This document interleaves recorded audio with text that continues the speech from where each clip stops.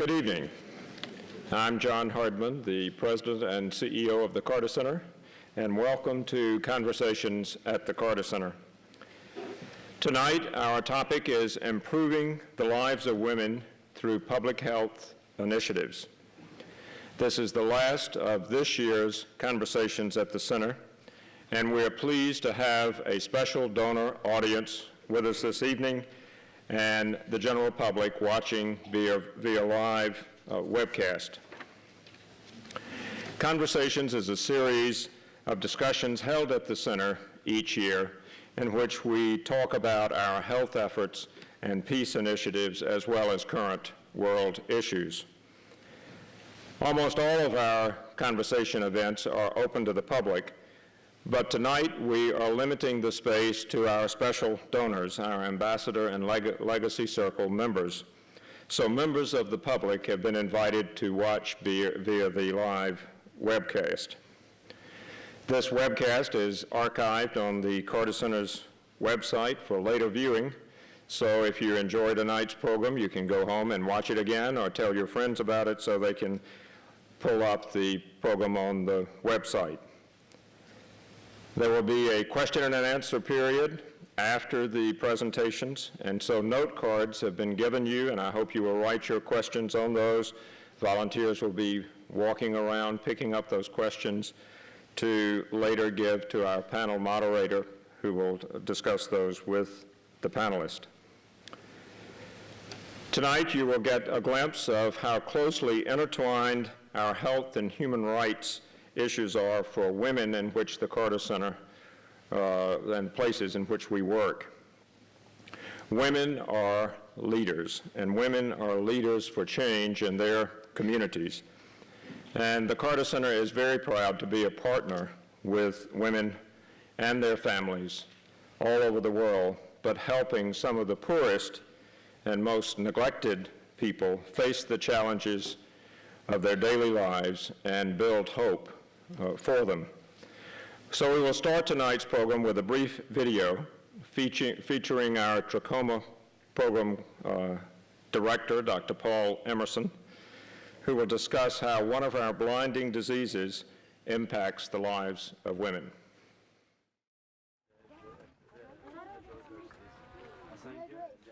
Here in Ethiopia, the majority of people presenting with trichiasis are actually over 40. And the vast majority, 3 out of 4, are women. Trichiasis causes blindness, but blindness is only a little part of the story. The inward turning eyelashes, before they cause blindness, are scratching against the cornea and are causing intense pain. Trichiasis is miserable. Because of that pain with the sunlight, it makes it impossible for women to fetch water, to fetch firewood, to work in the fields. It makes it very difficult for women to cook over smoky fireplaces.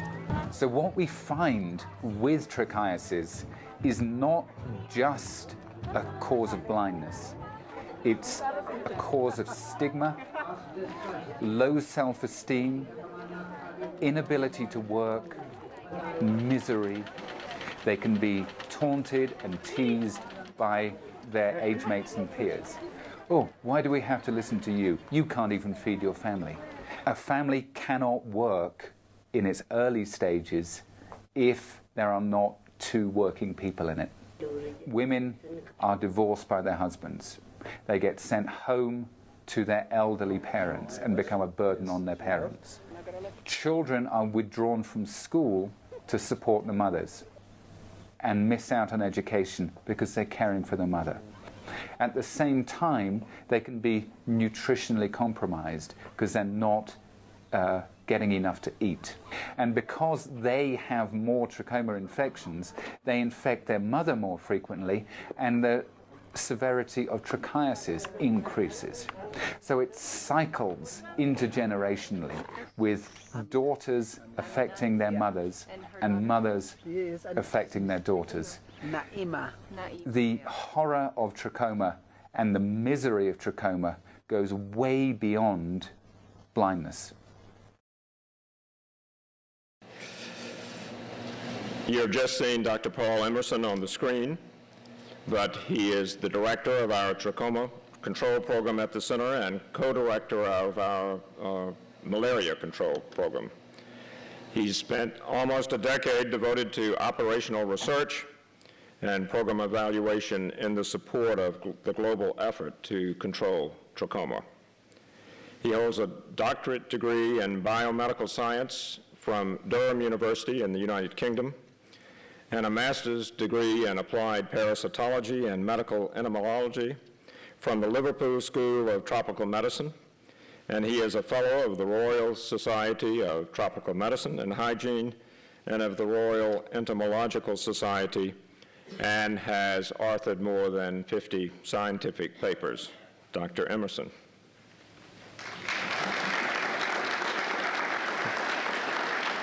I wonder if the raw material matches up to the pictures. Karin Ryan is the director of the Carter Center's Human Rights Program. She's worked at the center since 1988 in a variety of roles, representing the center in many international negotiations, including the International Criminal Court, the Human Rights of Women, the UN Declaration on Human Rights Defenders, the establishment of the UN High Commissioner for Human Rights, and the UN Declaration on Human Rights.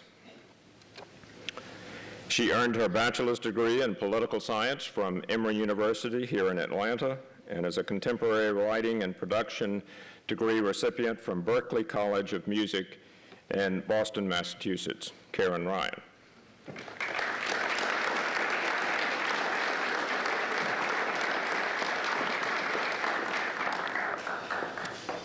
Elizabeth Cromwell is the Assistant Director of the Trachoma Control Program, and she supports the national blindness prevention programs in all of the Carter Center assisted countries.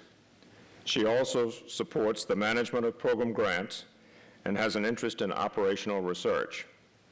Her recent projects have explored the role of gender in trachoma control. Prior to joining the Carter Center, she served with the U.S. Peace Corps in Niger from 2003 to 2005. She earned a bachelor's degree in international studies from DePaul University and a master's degree in public health from the Rollins School of Public Health at Emory University. Liz Cromwell.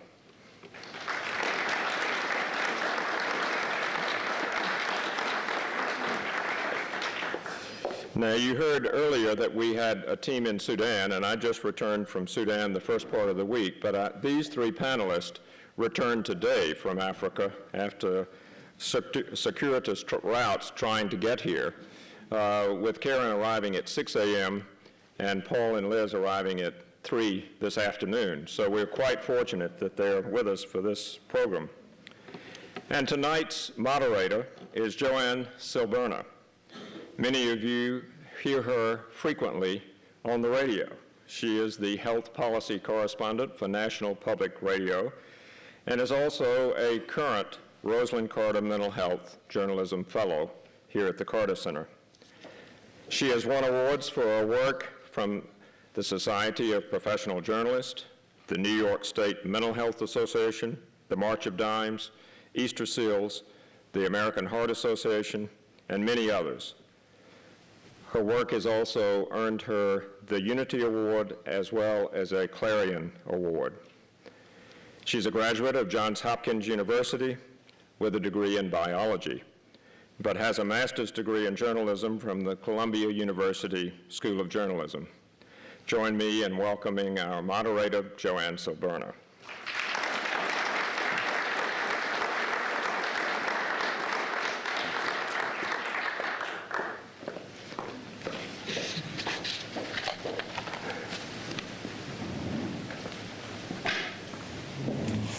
Thank you all for coming, and especially the panelists. I'm very impressed that you got here. It couldn't have been easy.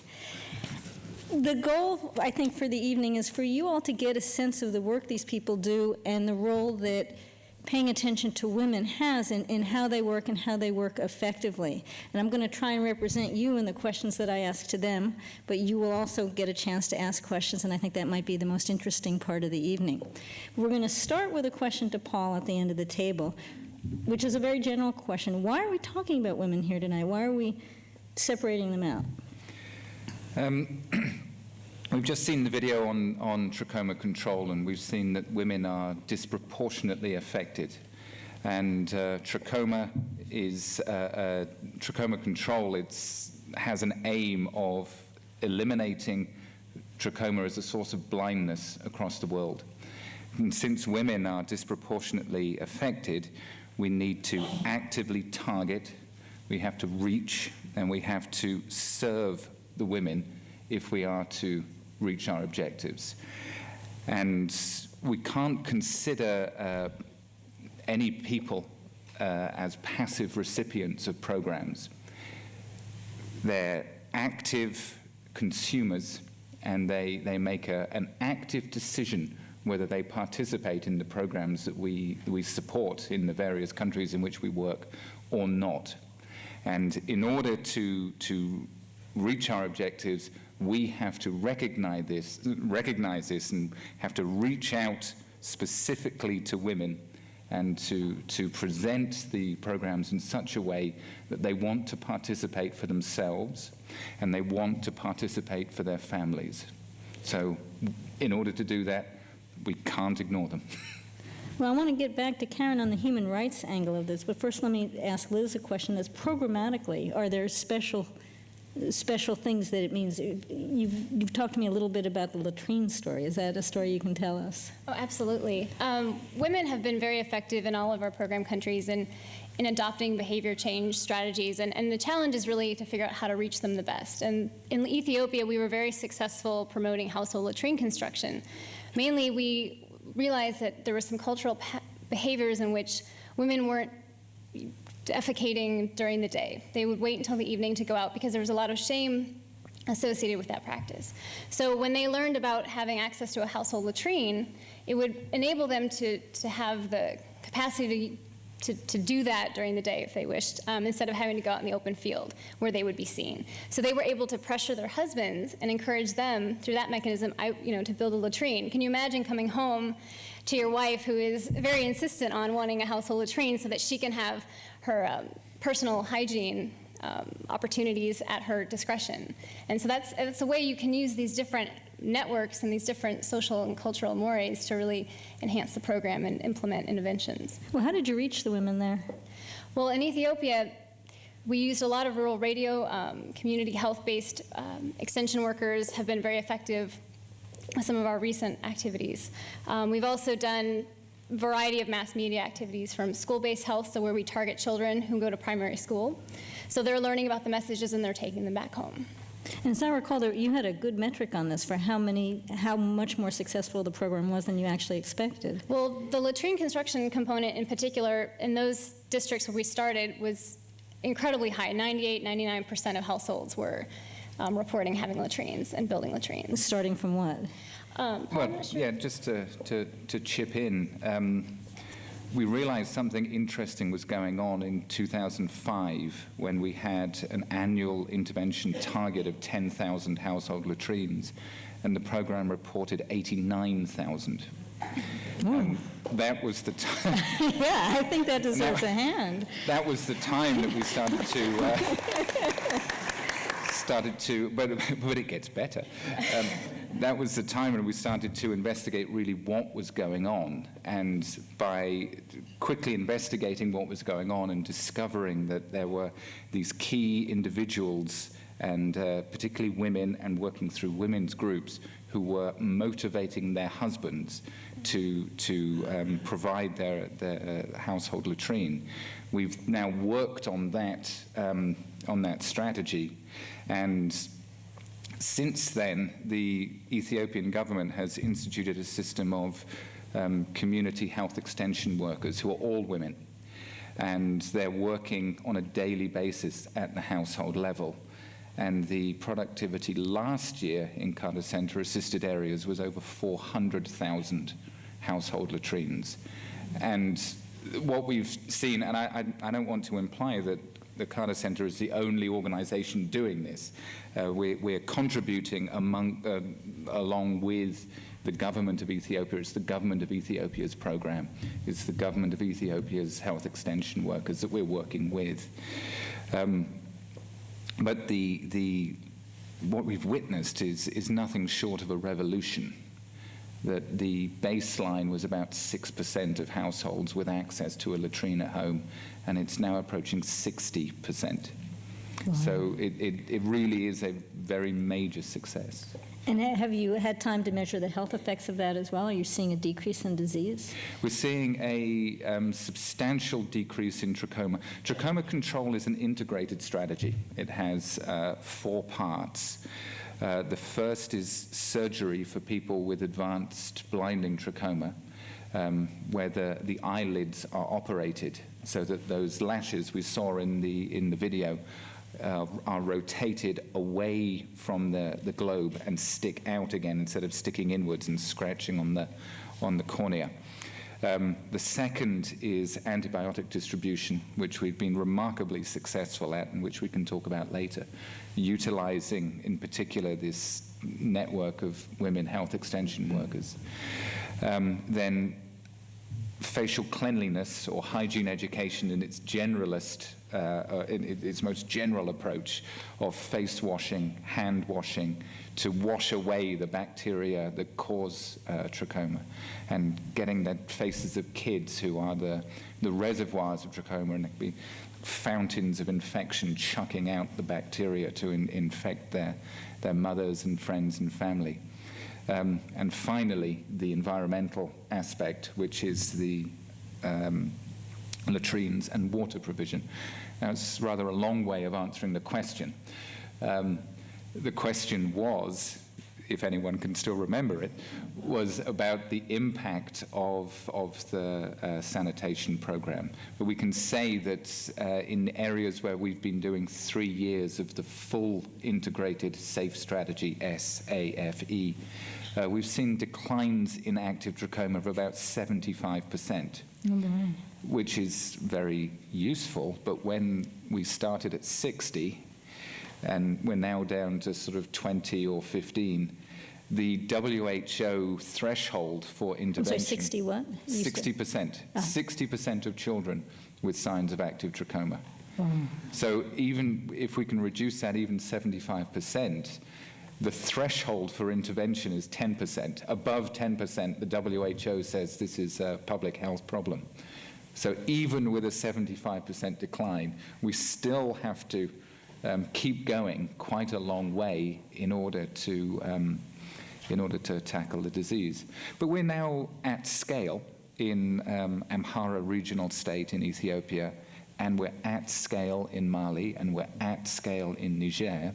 And if we can continue with the support of the donors and with the support of the governments and support of other partners, we have a real possibility of eliminating blindness from trachoma in those areas by 2015. With women playing the role of making sure those latrines, their husbands get out there and get those latrines going. Well, Karin, in the human rights area, women are very often the victims. How do you see the role of focusing on women playing out in helping out in the human rights area? Well, I think what you've heard already from Liz and Paul are wonderful examples of ownership, local ownership, and accountability, local, at the most grassroots, local accountability within the family, within the community for results.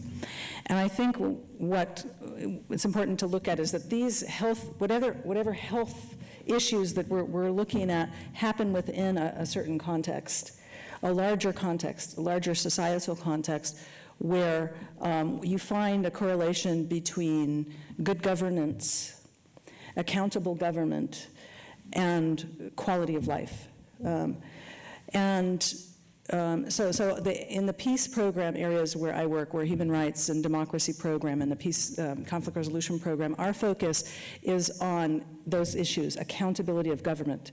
That's why the Carter Center goes to so much trouble to be in the Sudan to observe elections there, to help project forward accountability in government so that these problems, whether they're trachoma or guinea worm or malaria, can be really treated in a way that communities are involved, but also that governments are responding to the needs of their communities. Paul mentioned that their program is in coordination with the Ethiopian government. This is extremely important. This is the way the Carter Center works, and it's, I think, from what I've observed, very, very essential because the international community, oftentimes, they come out with big ideas and they zoom in on a problem, and lots of foreign nationals sort of pounce on the Capitol and think they have all these solutions. And I think what the Carter Center has always tried to do is try to figure out where the centers of gravity are, work with the government, help the local partners to make those kinds of programs happen. Now, in human rights specifically, it's difficult for, in the human rights program to be able to say, well, we averted or solved 400,000 human rights violations. So I can't compete with Paul's statistics. But what I can say is that within these contexts that we work, this atmosphere of governance is always central.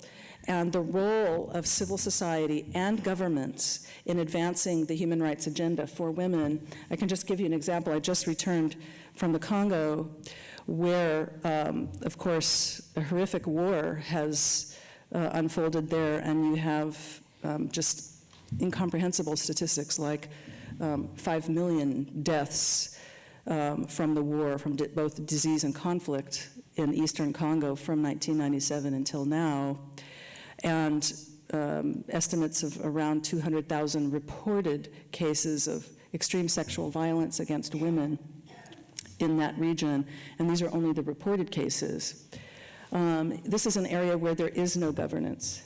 There's war, but even so, there are no institutions. Now you have a democratically elected government. There is no judiciary. There's no law enforcement. There's no avenue for women and their communities to either seek justice for their perpetrators, other than seeking out small-scale humanitarian-type responses to assist the victims. So we have to think about the context within which we're working, that communities where there is no accountability of government, you will see that the likelihood of conflict, like as happened in the east of the Congo, to break out. And so in terms of a human rights response, our work is really to work with local human rights activists to help make their case first to their own governments, for example, in the case of Eastern Congo, before the war broke out, you had activists trying to raise awareness about the escalation of the conflict. And it's really their job to sort of play the fire alarm so that the building doesn't burn down. But now we're looking at this horrific, 10-alarm fire. So what we're really trying to do is to figure out how human rights activists, and within the context of political reform and better governance, societies can approach these problems from a governance point of view, holding their governments accountable to make sure they're delivering these kinds of programs. But you were talking a little bit before we came in here about one of the ways that you could help that process, and it was with the judicial system. Tell us about that. Well, I'm thinking about Eastern Congo because I spent a lot of time talking to women talking to our partners, including a wonderful woman named Joanne, who works in the Kivu regions where the war broke out. And she said that, for example, she and her organization would have to pay a judge to travel from his village to the courtroom in order to do his job, to hear the complaint of a woman who had been raped and in some cases very violently disabled. And even the law enforcement, the police, have to be paid. The government is not paying their salaries. And so what her organization does is she goes around and organizes trials for the perpetrators of these crimes. Now, this is one very, very industrious woman with her organization, but this is the state of the situation, and you've got a huge international community involvement. There's been a lot of coverage, and I think rather sensationalistic coverage of the violence in Eastern Congo, but there are very practical things that we need to be doing to help the courts convening, to help the police better enforce the law there, and that's not happening. And until that happens, then these cases are going to be, it's going to be difficult, number one, to get justice, which is very important to the women. They want that in order to heal, but also to prevent the cycle of violence from spiraling and spiraling and spiraling over the years. I think that's quite instructive for the context of the health programs as well, where we trying to provide service to improve people's lives at the village level. And in order to get people to buy in and want to participate on that, you're actually asking them to put a lot out. And the people living in areas affected by trachoma and malaria and guinea worm are the poorest people in the world. They don't have a great deal. And what they do have is their own self-respect, and they do have their own self-esteem, and they have the respect of their neighbors and their friends. If you ask them to change the way they do things, they risk now standing out, and if standing out from their peers, and if they happen to back an idea that doesn't work, then they risk their own esteem and standing within the community. And it's very important to try and recruit people into the programs in such a way that their social capital and their self-esteem is enhanced rather than put at risk. And Liz, do you have any examples that might? Well, what comes to mind immediately is our program in Southern Sudan, in particular with delivering trichiasis surgery. I think that one thing that we've done that's been successful is by training people in the community in which they're planning to work. And so these are people who are very familiar with the local context, with the local culture, and especially in a place where politically there's a lot of insecurity and a lot of instability. And so by having people who understand those different components of a culture that may not be apparent to me or you or to someone from the outside, it's been very effective in encouraging people to trust the service and to have faith that this may be an intervention that will help them. Can you reach out to women equally to men in every culture, or does it differ culture by culture? I was going to ask the same question. Can you, no, let's just stick with the same question. Well, I think that you can't have a one-size-fits-all approach to any of the work that we do. I think we have to be very sensitive about the cultures in which we work, and sometimes it's very effective to reach women through their husbands or through their male relatives. In other cases, you can develop different health communication strategies targeted at men and then a different one targeted at women. So I think Can you give some examples? Oh, sure. For example, in Niger, we've done a lot of community programming and in regards to latrine promotion and health and hygiene education. So we've been able to reach women through training school teachers and local leaders, both kind of your traditional chief, but also the marabout, which is a religious figure in the community. So by winning over those opinion leaders, they can trickle down into the other parts of the community and encourage people. The marabout's a woman? Generally not, no. Oh, okay. But in Mali, we have worked with women's groups. So we find most communities in Mali have an informal structure, a women's group, and they tend to have one or two leaders that are respected by the community, and it's not necessarily something that's recognized by the political structure, but the community members all know who the women's leader is, and she's been effective in coordinating mobilization for surgery activities, participating in antibiotic distribution, that sort of thing.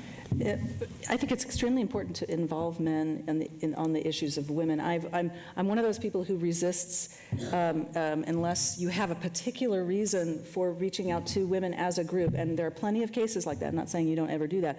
I think it's very important to incorporate women's issues across the board into general programs, and try as hard as you can not to have a sort of a minister for women's issues, and et cetera. But why not? I mean, you're looking at a situation where women are victims of violence. Yes, but I would, for example, in the Congo, you have a woman, a minister who's responsible for gender issues. I think that's okay, as long as the Minister of Justice and the Minister of the Interior and the Police Inspector General and the National Police are all equally seized with the issue. Because otherwise just last week, the Canadian Governor General, who's a black woman, was in Kinshasa, and she gave quite a lecture to President Kabila and the entire military hierarchy and the parliament about sexual violence. And there was applause, in the room. The military men sat there quietly. And so there's a lot of noise being made about the issue because of the publicity. And what they'll do is they say, well, we appointed a woman minister to be assigned this problem, and don't worry, we're on it. But what the Carter Center is doing, we've been working with the Committee on Police Reform, and we've just assisted this committee to develop its module on sexual violence for the entire National Police Force. That module, we're now working on getting this was a temporary committee on police reform. We're trying to get the permanent police commissioner now. That's our next task, is to really enroll him and his gender expert, Madame Françoise, in that process of adopting this training module for nationwide for police that will be in all the regions. And what will they be trained to do? They will be trained, for example, in cases of sexual violence. First of all, you have to understand the cultural context, and we've worked very hard with local partners to make sure that we are sensitive to, that it's not just sort of something off the shelf from somebody's idea about how you train police officers on women and rape and this sort of thing. That we've worked with Congolese NGOs to develop these modules. And so, for example, if a woman comes with a complaint, how to handle that. That it should be a female police officer that interviews her, there should be a separate space. Some of the things that we learned with the international criminal tribunals, you have to have witness protection that's geared towards women in particular. So there are sort of steps that you take, and you have to overcome stigma. In health issues, there's stigma. In something like this, sexual violence, there's stigma to a huge degree, that women will be rejected by their families. And so one of the other areas that we're trying to work on now is working with the religious leaders in that area. And how welcome is that information? Or how welcome is your involvement there? Well, this is key. It's a good question because it's a very delicate matter. Yeah. I think for international NGOs and in particular, there's this issue of sexual violence in the Congo. It's sort of the new fad issue. It sort of moves around, and you have a lot of activism around it, and I applaud the activism. I'm an activist. I consider myself an activist.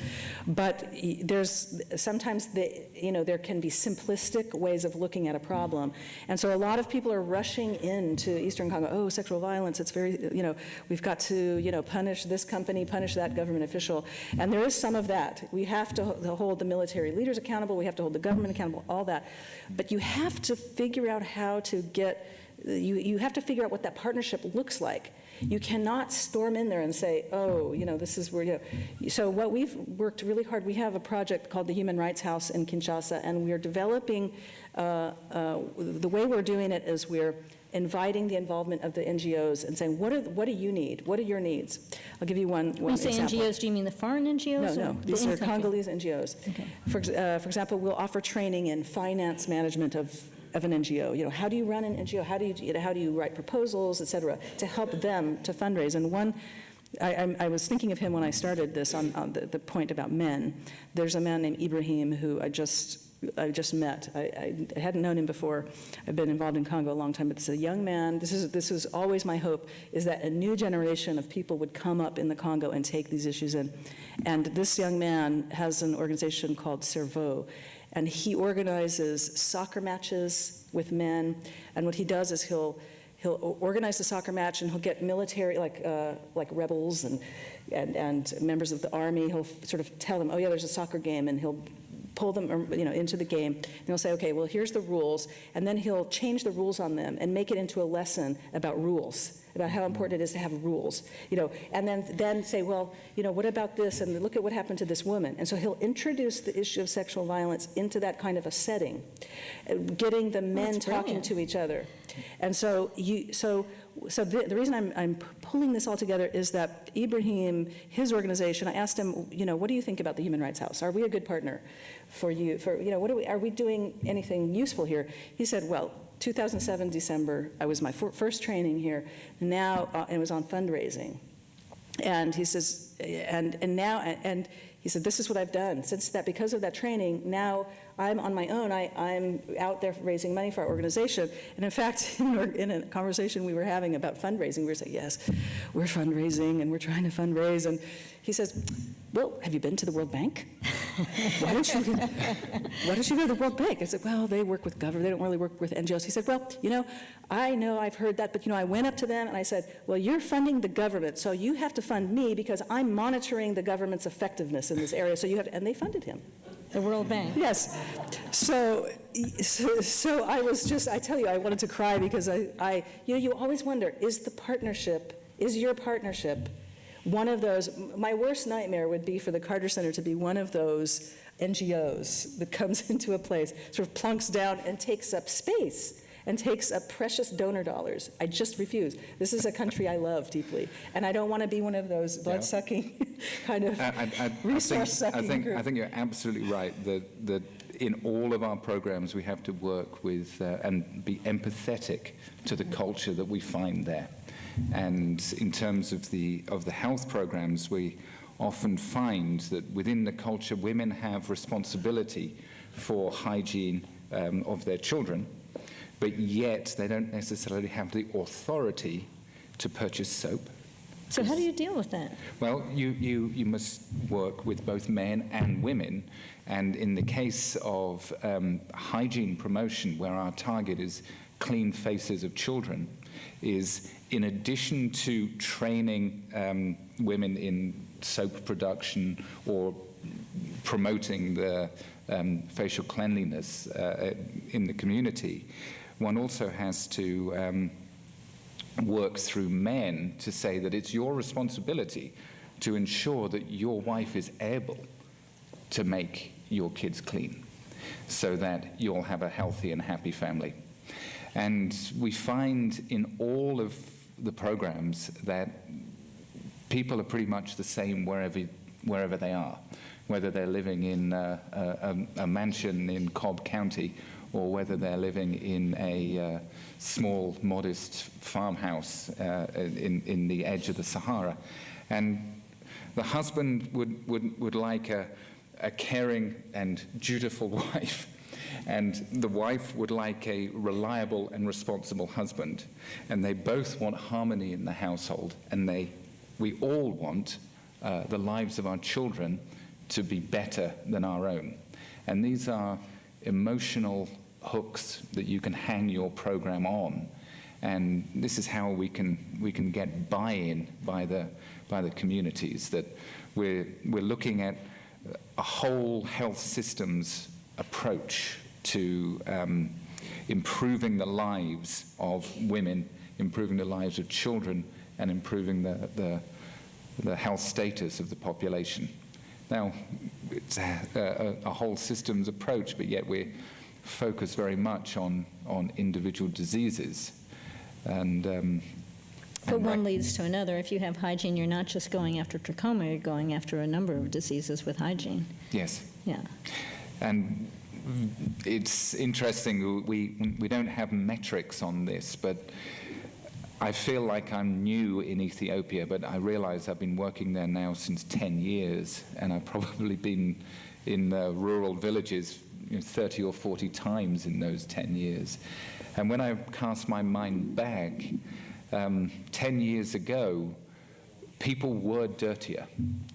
No doubt about it. People were dirtier. And the dresses of women when they were going to work were characterized by hundreds of tiny patches which they'd sewn to mend their dresses. And the level of patching has decreased. Now, why is that? So people are cleaner, but the message is getting through on hygiene. People are, well, there's also a shoe thing as well. There's more people wearing shoes than there used to be. So there's the health promotion, the Trachoma program, the sanitation program, the action of the health extension workers. You know, they don't happen in isolation.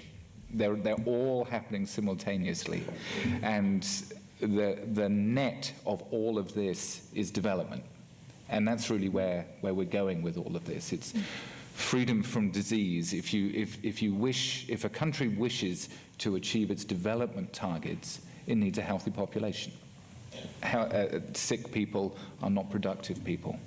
So the health programs feed in to the agriculture programs and the development, the broader development programs. And the sum of it all is more people wearing shoes, more kids going to school, more kids being clean, greater uptake of sanitation, and trust in the health system, so people are more likely to seek treatment and behavior. Health treatment seeking behavior is how we refer to it, but it's people are more likely to reach out and say, you know, we have a problem with whatever.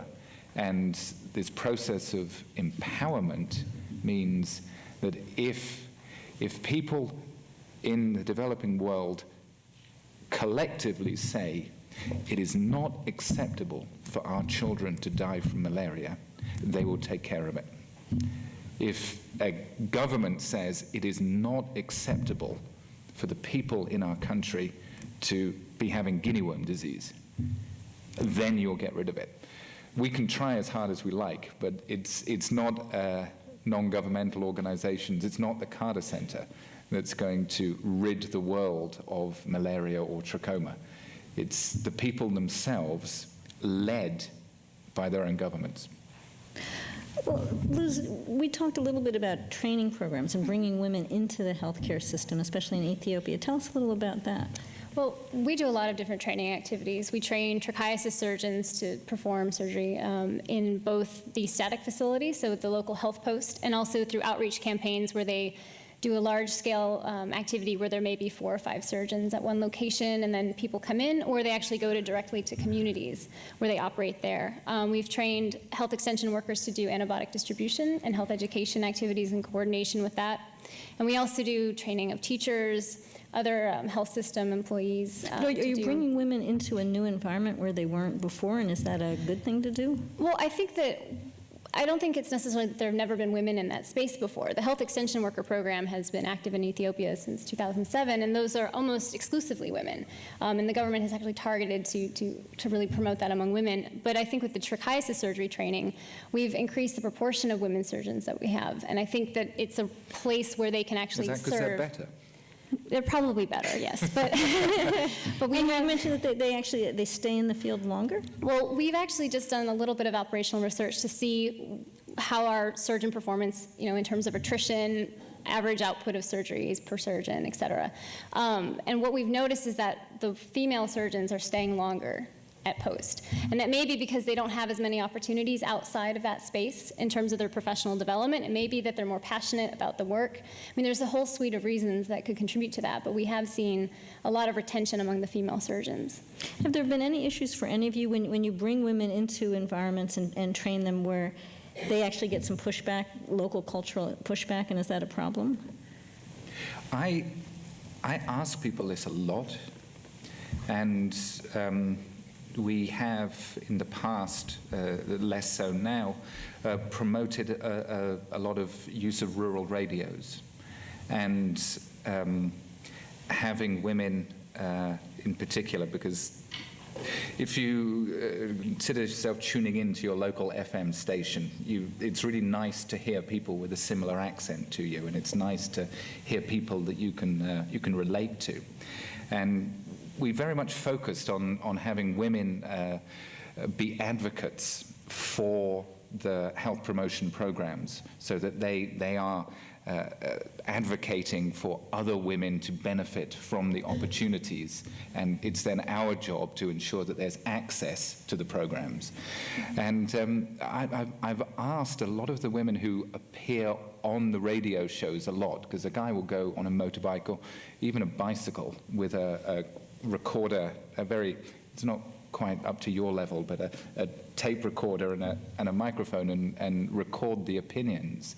And ask the women, how does your husband feel about you talking about sexual health or hygiene or whatever on the radio? And says, well, at first they might feel something, but generally the response is that the husbands are proud of their women, because they're also buying into the program and see that their wives can be agents of change. But by putting those rural radio broadcasts into the hands of the people who are there, of course, they're not confrontational. A woman is not going to advocate on the radio and be broadcast and heard by all of her neighbors something that is culturally inappropriate, because, of course, she simply won't do that to herself.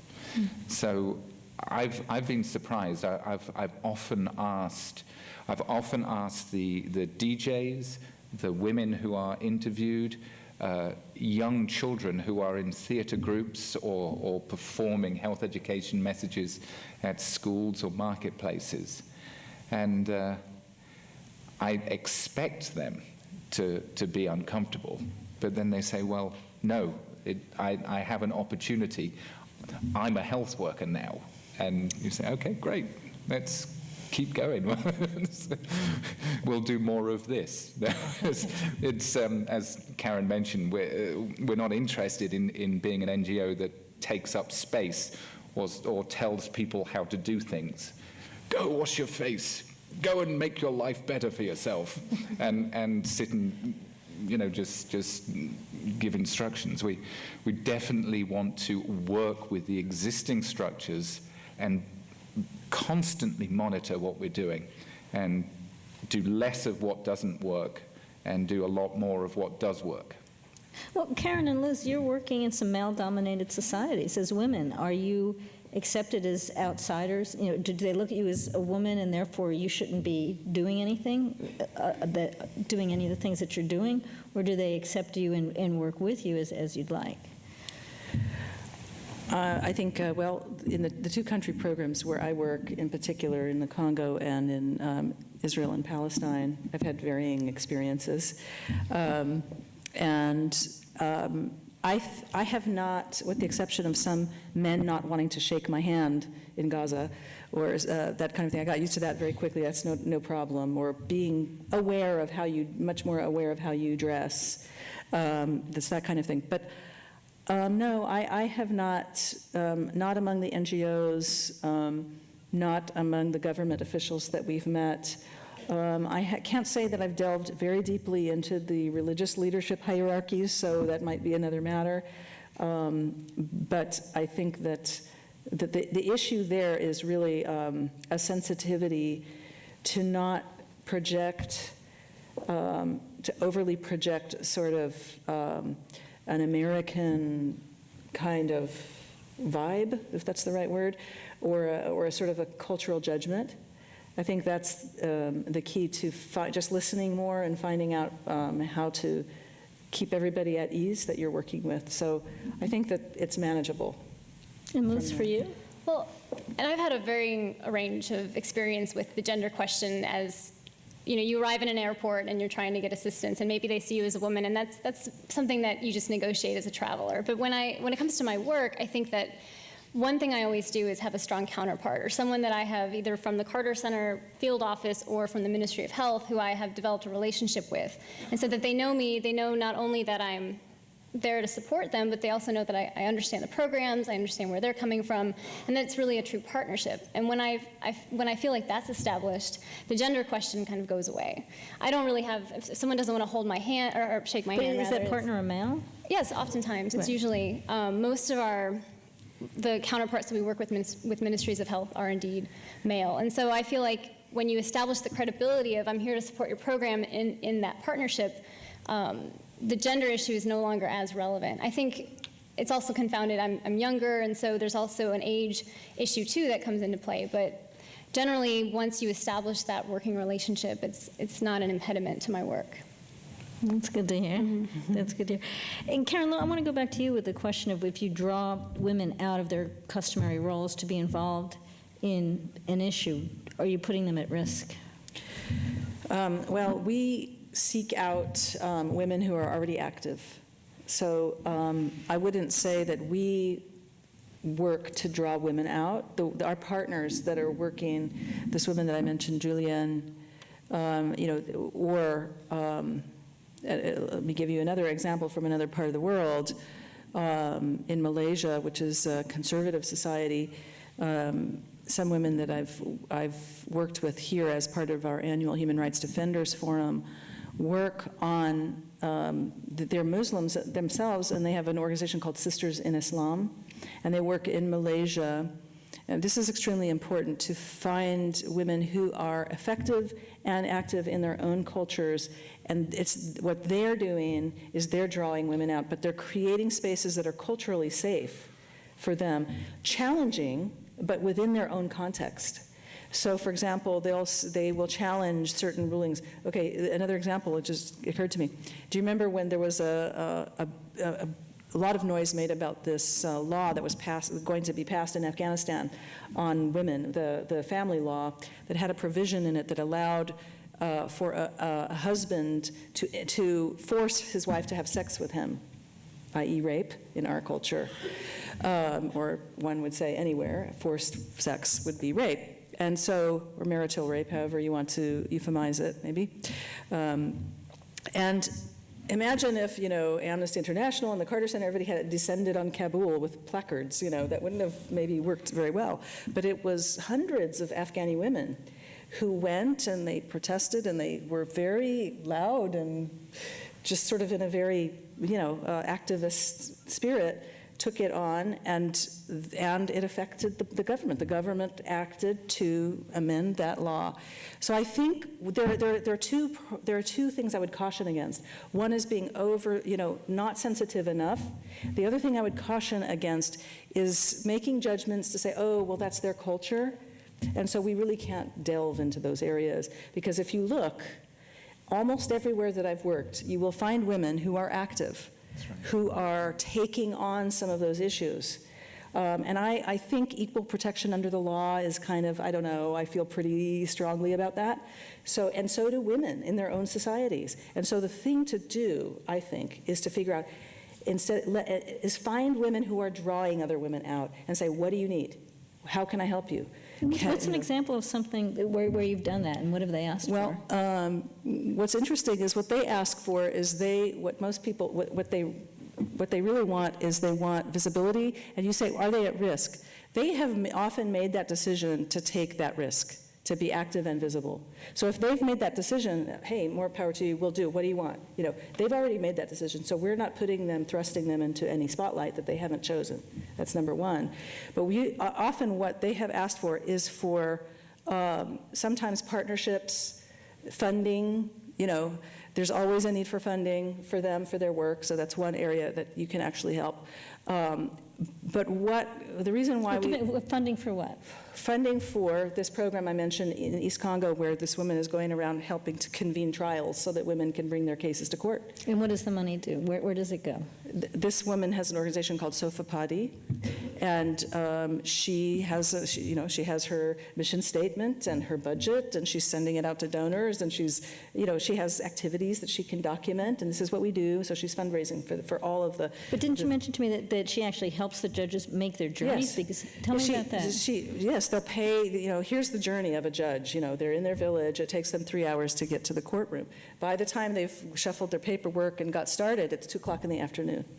So they see, it's 2 o'clock, so it's 4 o'clock. They start thinking, oh, I got to start making the journey home. So there's 2 hours of work. So, that's a very slow process. So they might, pay for them to stay overnight one night and be able to have a full day work, or, that kind of thing.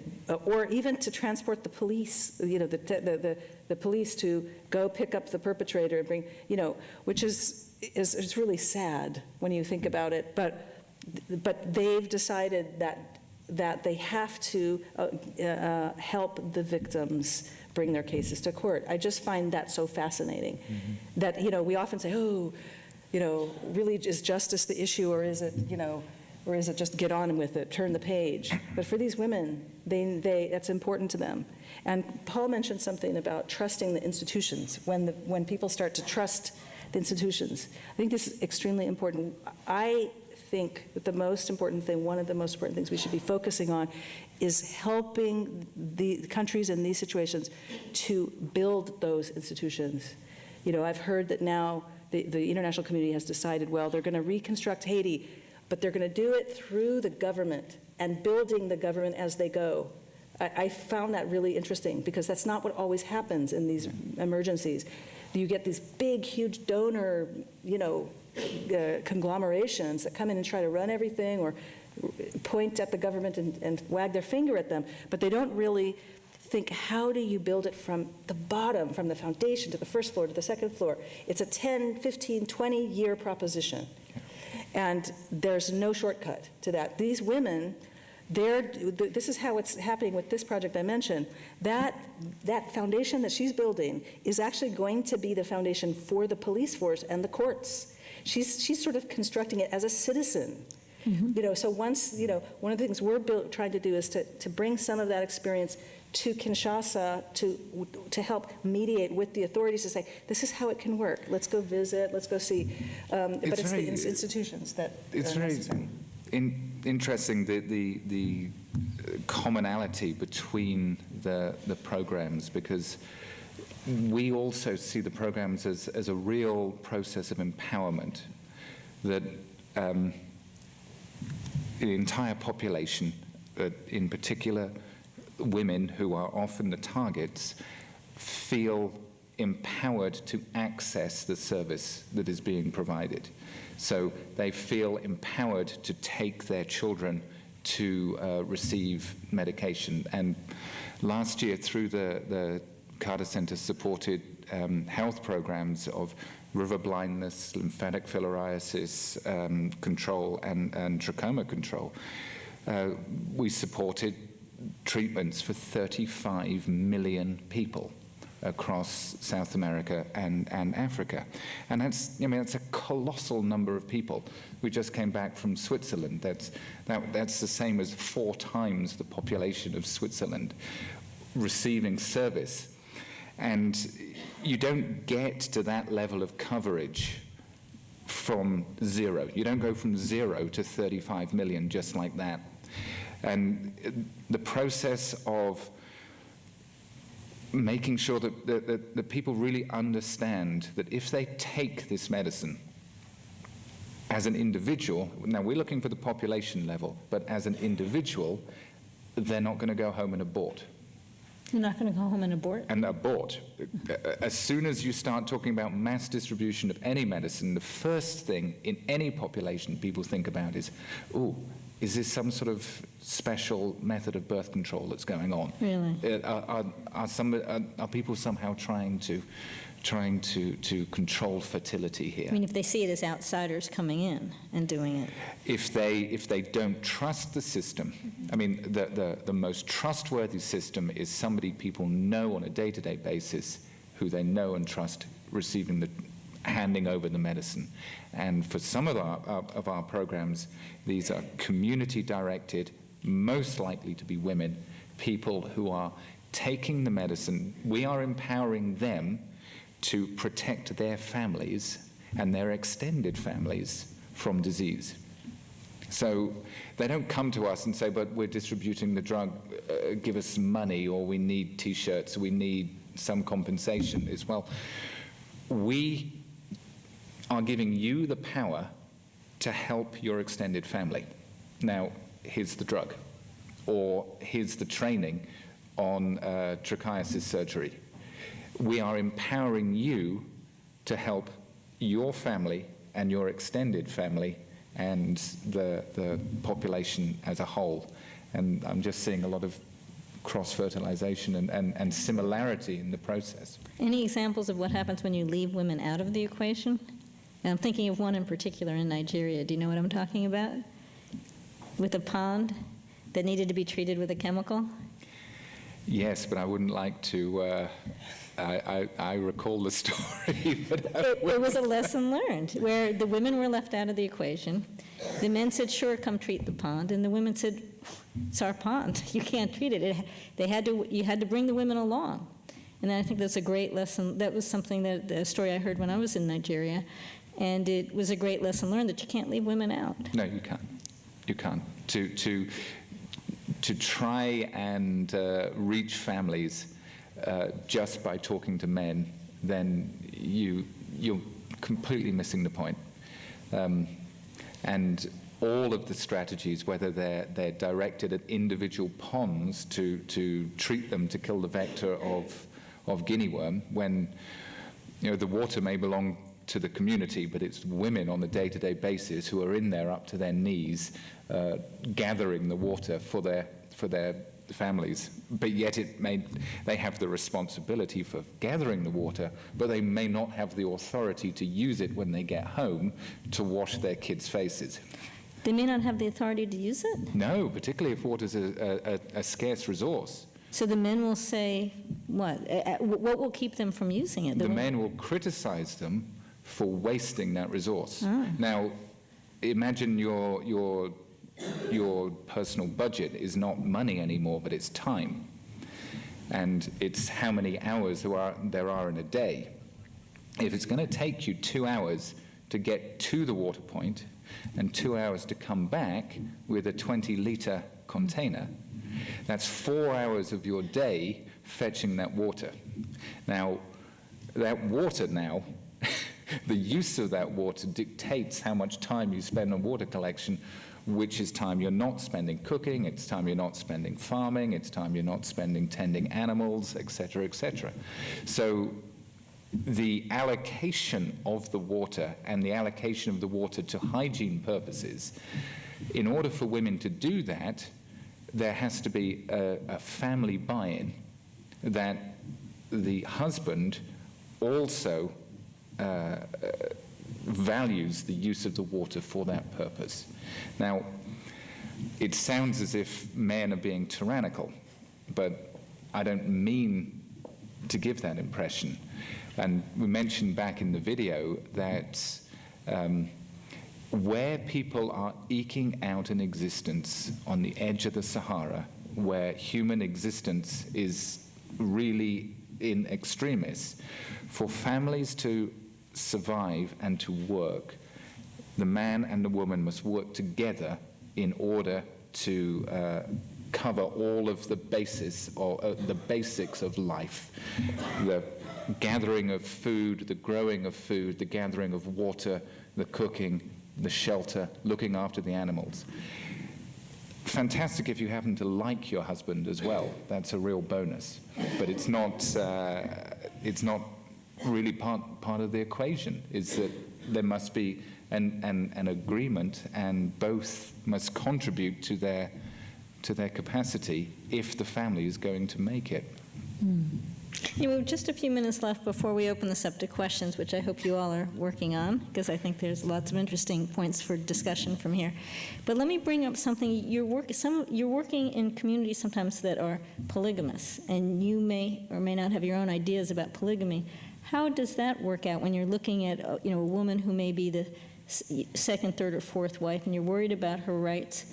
as a person, you're worried about her health, and you have your own ideas. How do you, this is both a health question and a human rights question, so whoever wants to go first, how do you work in polygamous communities? And nominate Liz, I think. Well, when I started working in community-based public health, it was through my work as a Peace Corps volunteer in Niger. And I lived in a small village, and there were 8 polygamous families there. And I was friends with those wives, those co-wives, and I knew their husbands. And I think that I can cite examples of where that situation worked very well from a division of labor perspective, household economy. And I think that in some cases, some of the co-wives that I knew benefited well from the enhancement in status, their social status, because they were a first wife or a second wife, or because they were married to someone who had access to markets or who was a local business person in addition to being a farmer. I knew other people who were government civil servants, who generally male, most of my male friends who were civil servants, some of them had 2, 3 wives, and it's part of the culture. It's a Muslim country, and it's something that's accepted and practiced, and their wives would share with me stories that were both positive and negative. So it's really hard for me to say it's really bad or, oh, it's really good. I don't think it's really fair to place that judgment. And in particular, in this work, when I go to the field, I don't represent myself. I represent the Carter Center, I represent our mission, and I think that my judgment and my values aren't necessarily important when it comes to making sure that the communities we serve have access to our programs. Well, I would point back to what I said earlier, that if you look in just about every society, you will find women who are organizing around different ideas. And I think that it's very important, I agree with what Liz has said, is that you can't go into a situation and be judgmental or, impose something from your own point of view and try to be helpful. That's not helpful. But what I think it is important to remember is that in every society, in our own society, women have, women and the sort of second-class citizenship of women has gone through phases and has evolved and has gone through different degrees of change and transformation. And some of these practices, the cultural practices, are being challenged in those societies by women. And I think that's important. All the international human rights agreements, including those that are specifically written for women, where these issues are debated. I was in Beijing, where the issues around women and their equality and their power over themselves was debated at length. And so far, the international community has maintained a consensus that the rights of women are the same and cannot be lessened to any degree, that culture, that even within cultural situations, that women have certain rights that are inalienable, and that what we will see, and I think how we develop partnerships is you say, well, what are women doing about it in their own societies? And you have to be careful how you support them. So one story is a woman in Nigeria, Amina Lawal. It was a famous case. This woman who was sentenced to death by stoning for turning up pregnant as a single woman. And so, of course, this excited everyone around the world because this particular case had a lot of publicity. And so you had Amnesty International and many human rights organizations getting mobilized and writing to the government, which I always think is great. It's great to keep pressure on governments to address those kinds of issues. However, in this case, the lawyers, who were also women, this was in northern Nigeria in a Muslim society, and her lawyers, this woman's lawyers, were Muslim women, and they were representing her in court. And they reached out to the international groups and said, can you please stop the international campaign? It may backfire. It may result in them following through with the sentence because the court does not want to be seen as bowing to international pressure or the feminist, movement, that kind of thing. So and it's important to, it is important as an American organization to never be in that situation where you're looking as if you're trying to say, well, that's wrong and I'm right, et cetera. But what you can do is you can seek out women who are figuring out how to advance their status within their society. That's a worthwhile thing. So I think, again, like I said, don't judge or impose, but also don't just assume, well, that's their culture, so, there are ways. If you want to help the advancement of women, there are ways to do it in a way that's helpful and not counterproductive. Right. Well, we're ready for questions, and I hope we have some. You all have, I think, cards at your seat and can hand them in to people wandering the aisles who I don't see from here, but I bet if you hold your hand up and you've got a question, we can, say again? You have the questions. I have oh my gosh, I have the questions right here. This is great. Now all I have to do is be able to read them without my glasses. Oh, this is something we should have talked about right at the beginning. We're talking about trachoma and its effects on women, but we never really talked about what causes trachoma. Trachoma is caused by ocular infection with bacteria, Chlamydia trachomatis. It's an infectious disease. And so that ties in with the latrines because you get flies. If you don't have a latrine, you get flies. The flies carry it. It's a bacteria, and it's contagious. It moves from person to person in a variety of ways. One of the ways is on the feet and mouth parts of eye-seeking flies. And the particular species of fly that moves from eye to eye in a purposeful way breeds in feces. It particularly breeds in human feces, and human feces lying on the surface of the ground. And the whole game with promotion of latrines for trachoma control is to safe disposal of human feces. Now, of course, it doesn't mean that the flies say, you're too smart for me, you got me, and lie down with their feet in the air. They will still be breeding in other suboptimal material, but what we try and do with an integrated disease control strategy is knock out several mechanisms of transmission. So we try and, by increasing facial cleanliness, washing the face washes away those infective bacteria, so they're not available anymore for transmission.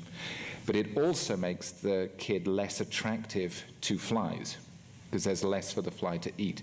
So they're both less likely to infect flies and less likely to be infected by flies. Similarly, women often wear these large wrappers.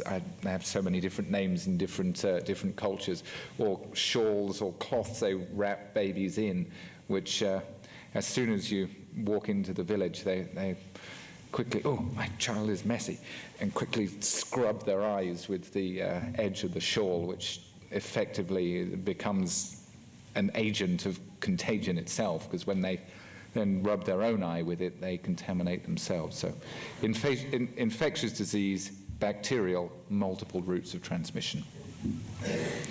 Here's a question that ties together the two areas here, human rights and health, and I'd like both groups to answer the question. This is, are women more likely to have bad health in places where human rights are not respected, or is it unrelated? Health and human rights, how related are they? I wish I had a wonderful statistic and a graph, one of Tom Friedman's, kind of, regression maps, but I don't. But I think that what you notice is that in societies, in advanced democratic societies where you have accountability and high expectation of a population that their government will perform some services, and consequences for leaders if they don't. This is an assumption, I can't prove it with numbers, but in all of if you just look at the worst examples of conflict in the last several years, you think of conflict and horrific tyrannies like Zimbabwe, for example. When Zimbabwe fell apart politically, there was cholera outbreaks, there was a complete breakdown in the health system, the clinics weren't working. So I think it's a safe claim, though I would love to be able to back it up with numbers. But it's about accountability, and it's about power. Paul mentioned power, empowerment. This really all boils down to power. The power of the state to mobilize the resources to serve people, the power of people to affect their environment. And sometimes when the power of the state is really more aimed at keeping the population in check and under control, there's less available for them to actually provide services. So that's why this balance is important, because you can take a humanitarian approach to fixing these problems, but ultimately, unless you have capable states, in order to be able to function as a government, then you can't really solve these problems, these institutional problems. Well, Paul or Liz, do you see any relationship between the level of human rights in a country and the level of trachoma or any other disease? Absolutely. Tell us. I think that I think one could be a lot more certain than Karin just suggested. At the simplest level, it's not only those who live by the sword that die on the sword, and it's women and children who face a lot of the brunt of conflict. But the guinea worm disease program now is focused on the last few pockets of disease around the world, and in Africa, and it's essentially a map of current conflict in Africa, where people's human rights are taken down to the level of there being no law and order, right, which is the most extreme. Well, that's the places you find the most extreme disease. Southern Sudan being, unfortunately, the prime example. Not only is it the last bastion of guinea worm on the world, these guys are also suffering from, at one time in the capital city, they had SARS and cholera and an outbreak of plague. I mean, things that you would associate with history. So I think you can very easily equate human rights and disease. It's all about empowerment. Well, here's a question I think that follows this a little bit, which is, are women successful at leading some of these movements in countries where women are not treated well? Can you get a woman leader who can break out of that mold, and anybody in particular come to mind? Well, I don't represent the Liberia program here, but we have Ellen Johnson Sirleaf, who was elected president of Liberia and has taken a war-torn, horrific, one of these terrible stories of war, endless cycles of war, and has really started to turn the corner in Liberia to build institutions. And the Carter Center is actually working very closely with the government of Liberia and with local communities in the rural areas. Interestingly, again, in this area of justice and empowerment of systems of justice for women and et cetera. So that's one specific example. But I also wanted to mention that in some of the elections that the Carter Center has been involved in, you have cases like in Nepal where there was a set percentage, a quota system for women politicians that had to be, there had to be a certain amount of women, there were reserved seats for women. Yeah. Wow, what a concept. Yeah. I think that we would have a revolution in this country if we were to suggest that. But I think that women in leadership is extremely important. And one little story about that, in Nigeria in 1999, the Carter Center observed those elections. And here's where, I'm going to contradict myself a tiny bit, but not really, where you have to make sure that for example, there was a civil society network of election observers. And they waited to the very last minute to develop specific programs for women on voting, on civic education. And because they waited to the last minute, there were only a few areas where women received specific programs on civic education, on getting out to vote, and the usual civic education stuff about voting and what the ballot looks like and how you go to your polling station, make sure you register, all that kind of stuff. It takes a lot of effort to do. And in the communities where that was done, the percentage of women voting was, just astronomically higher than where they did not conduct those programs. And sadly, in the one of my good friends in one of these local NGOs in Nigeria was saying, well, but the women won't vote because they're getting the water in the morning and they're doing they probably won't go, so those resources were not used for that purpose. So the lesson is that I do think that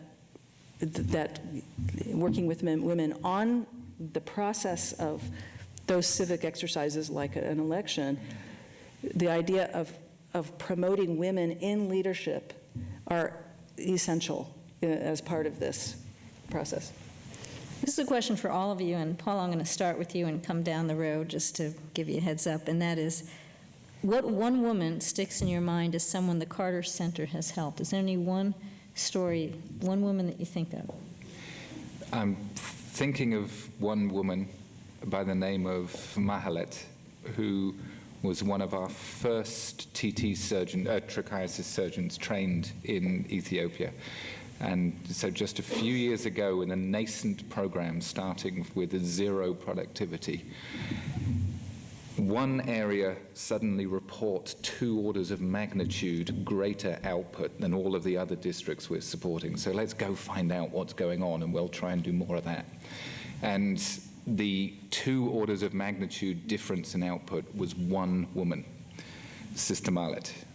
And she had operated well over 1,000 people by that stage, and before she left us to work for another organization, had operated 4,000. How long does an operation take? It takes about 15 to 20 minutes once you have a patient. Wow. But this is a woman who is not receiving any additional money for this work. And when I spoke to her about it, she basically said, most of my patients are women. How can I leave them with this condition? When I see them with trichiasis, and they're young women like me, and she was only in her 20s, they're young women like me, they'll never get a husband. How can you get a good husband if you're going to go blind? That's crazy. I can't leave them like this. Others are like my mother. How can I leave my mother's going blind? And that was her motivation.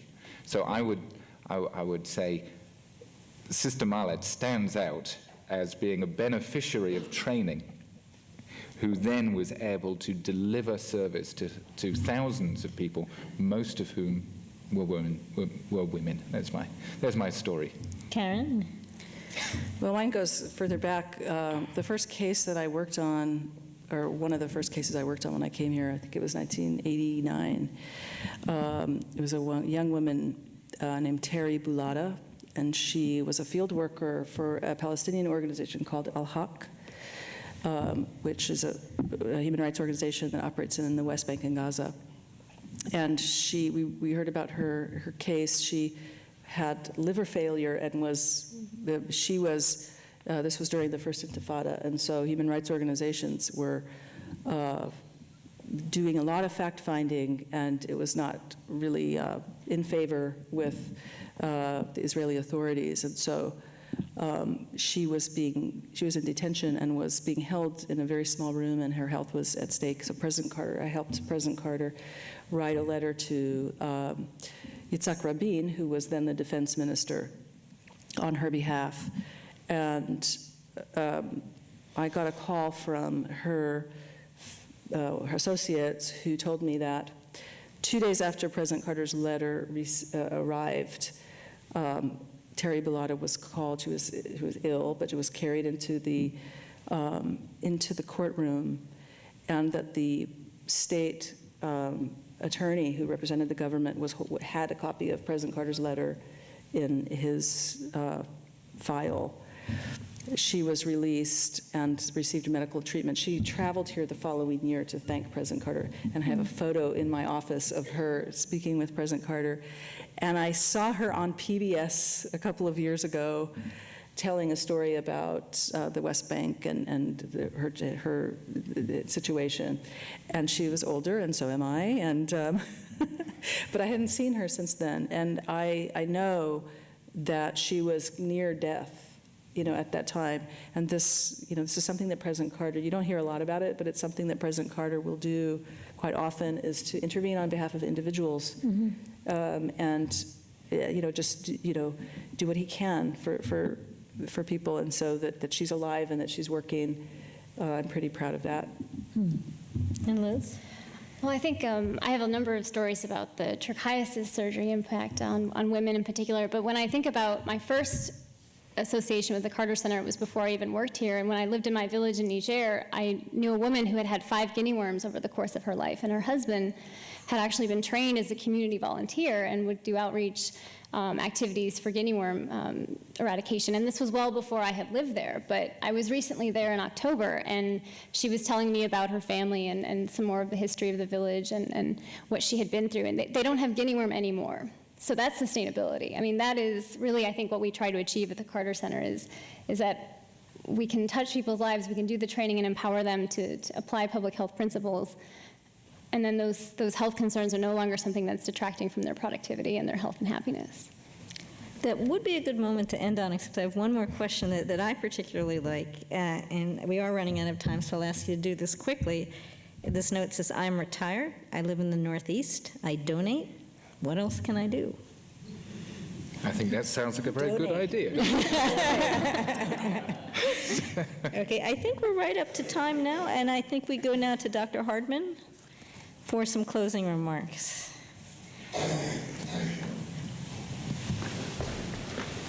Well, thanks very much, Joanne, and this wonderful, stimulating conversation tonight. We thank all of our panelists and Joanne as the moderator, and join me in thanking them for this excellent presentation.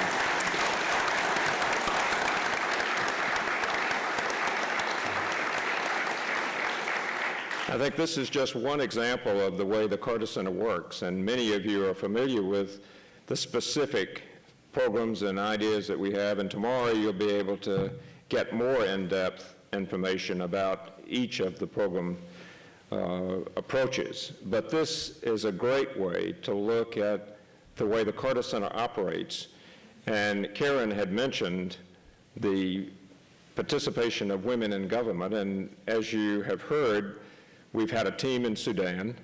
President Carter and I returned on Sunday from Sudan.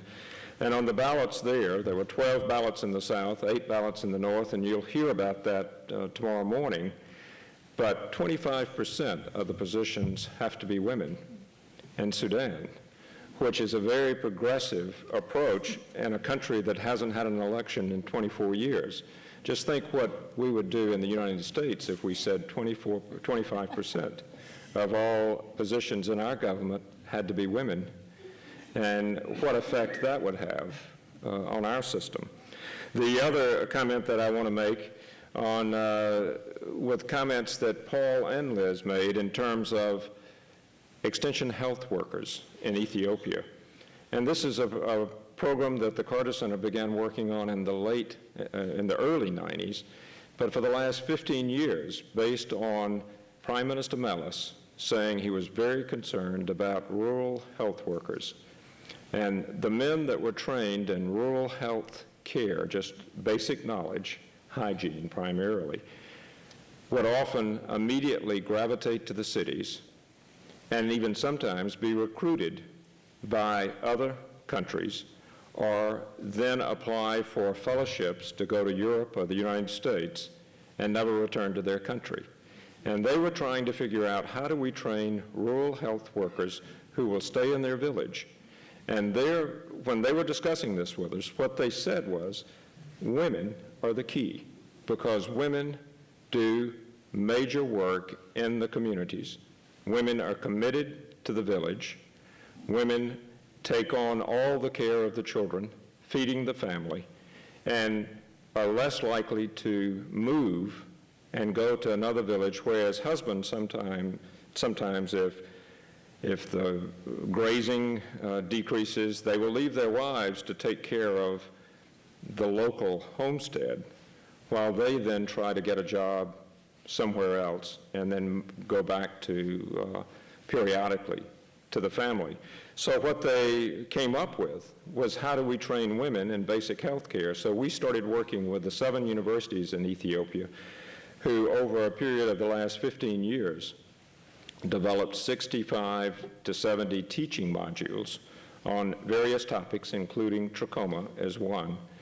And they have trained 30,000 women who are committed to stay in these villages, and are now training 5,000 health workers, which would be at the level of a nurse practitioner or a physician assistant, for these women to report to. And this is another approach that the Carter Center has taken, but the professors at those 7 universities have given up copyright for those 65 modules, which we now have put on the Carter Center website, and have invited every other country in Africa or anywhere else to utilize those modules, change them, adapt them to their culture, and feel free to use them. So we are already receiving a great deal of interest from Mali, from Nigeria, from Sudan, on being able to replicate that. And the French government has even said they would translate a couple of those modules into French for Mali and the Ministry of Health to see how it works. So that's another example of how those health extension workers are working in trachoma, but are a direct result of the Carter Center's effective partnership with the government of Ethiopia and the Education and Ministry of Health sections in that country. But again, join me in thanking this excellent presentation and stimulating conversation.